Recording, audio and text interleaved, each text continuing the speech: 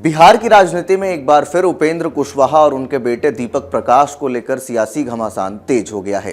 राष्ट्रीय लोक मोर्चा यानी आरएलएम अध्यक्ष उपेंद्र कुशवाहा को भाजपा ने दो बड़े ऑफर दिए हैं।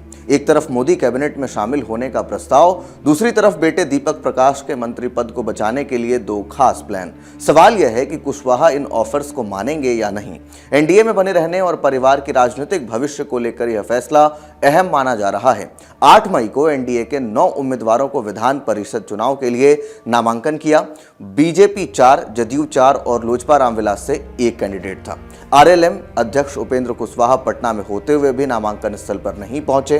दोपहर में वे दिल्ली रवाना हो गए। नाराजगी की खबरों को उन्होंने फालतू बताया, लेकिन अंदर खाने चर्चाएं तेज हैं। सूत्रों के मुताबिक भाजपा ने कुशवाहा के पार्टी विलय और बेटे को बीजेपी सिंबल पर एमएलसी बनाने के ऑफर को ठुकराने के बाद नाराजगी जताई है। ऐसे में सवाल यह है कि मोदी कैबिनेट का ऑफर क्या है। सूत्र बताते हैं कि भाजपा ने कुशवाहा को साफ कहा है, पटना का मुंह छोड़िए और दिल्ली आ जाइए। 20 जून के आसपास होने वाले मोदी कैबिनेट फेरबदल में उन्हें शामिल किया जा सकता है। याद रहे, उपेंद्र कुशवाहा 2014 में मोदी सरकार में केंद्रीय राज्य मंत्री रह चुके हैं।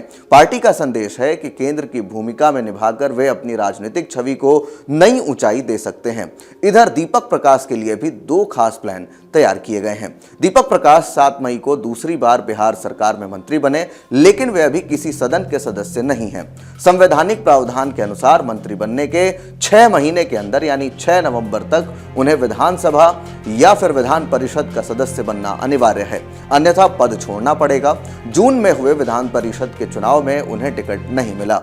अब नवंबर में होने वाले चुनाव को लेकर भाजपा ने 2 विकल्प समझाए हैं। पहला प्लान क्या है, समझिए। पत्नी का इस्तीफा और बेटे को चुनाव लड़वाने की तैयारी। भाजपा ने कुशवाहा को सुझाव दिया कि यदि बेटे का राजनीतिक करियर बचाना है तो पत्नी स्नेहलता कुशवाहा को सासाराम विधानसभा सीट से इस्तीफा दिलवाएं। इसके बाद उपचुनाव में दीपक प्रकाश को टिकट देकर जिताया जाए। बांकीपुर सीट भी खाली है। नितिन नवीन के इस्तीफे के कारण अगर दोनों पे उपचुनाव साथ होते हैं तो संभावना जीत की बढ़ जाएगी। सितंबर तक उपचुनाव कराना जरूरी है। इस रास्ते से दीपक का मंत्री पद बच सकता है। इसी के साथ दूसरा प्लान भी है, शिक्षक या स्नातक कोटे से एमएलसी चुनाव।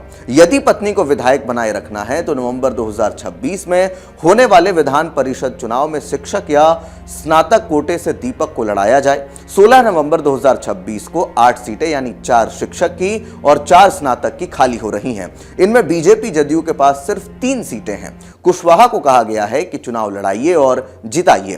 तिरहुत क्षेत्र वैशाली से स्नातक कोटे की सीट पर दीपक का विकल्प खुल सकता है।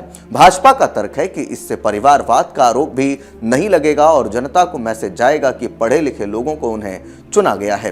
कुशवाहा के पास विकल्प सीमित हैं। इन ऑफर्स को छोड़कर कुशवाहा के पास एनडीए से अलग होने का रास्ता है, लेकिन उन्होंने और उनके विधायक माधव आनंद ने स्पष्ट कहा है कि हम एनडीए में थे, हैं और रहेंगे। जनसुराज पार्टी जैसे दलों ने सहानुभूति जरूर जताई है, लेकिन कुशवाहा अभी अलग होने के मूड में नहीं दिख रहे। यदि वे भाजपा के लिखित वादों का हवाला देकर अलग होते भी हैं तो कुशवाहा समाज में सहानुभूति बटोर तो सकते हैं, लेकिन 3 बड़े नुकसान होंगे। केंद्र और राज्य सरकार से दूरी, सरकारी सुविधाओं का खोना जैसे कि बंगला है, और इसी के साथ राजनीतिक अलगाव। तो यह पूरा घटनाक्रम बिहार की एनडीए की आंतरिक गतिशीलता को दिखाता है। उपेंद्र कुशवाहा समाज के बड़े नेता हैं। उनका वोट बैंक अहम है, लेकिन पार्टी विलय न करने और एमएलसी टिकट न मिलने से तनाव जरूर बढ़ा है। दीपक प्रकाश को मंत्री बनाने का फैसला पहले ही विवादास्पद रहा, अब संवैधानिक समय सीमा दबाव बना रही है। कुशवाहा दिल्ली में स्थिति संभालने की कोशिश कर रहे हैं। अगले 2 सप्ताह में कोई बीच का रास्ता निकल सकता है। यदि वे मोदी कैबिनेट में जाते हैं तो बेटे के लिए प्लान आसान हो सकता है, लेकिन यदि ठुकराते हैं तो रिश्ते और तनावपूर्ण हो सकते हैं। बिहार के सियासी गलियारों में चर्चा यह है कि सिर्फ एक परिवार की नहीं बल्कि एनडीए की एकजुटता और 2025 के बाद की रणनीति का टेस्ट भी है। इसी के साथ उपेंद्र कुशवाहा का अगला कदम न सिर्फ उनके परिवार बल्कि बिहार की राजनीति की दिशा तय कर सकता है। क्या कुशवाहा मोदी कैबिनेट का ऑफर स्वीकार करेंगे या बेटे के मंत्री पद को बचाने के लिए पत्नी का इस्तीफा दिलवाएंगे या शिक्षक स्नातक कोटे का रास्ता अपनाएंगे? फिलहाल सब कुछ कुशवाहा के फैसले पर निर्भर है। इस पूरे विषय को लेकर आप क्या कुछ सोचते हैं? कमेंट बॉक्स में हमें अपनी राय लिखकर जरूर दें। धन्यवाद। आपके राज्य की खबरें, आपके शहर की खबरें सबसे पहले जानने के लिए देखते रहें अमर उजाला।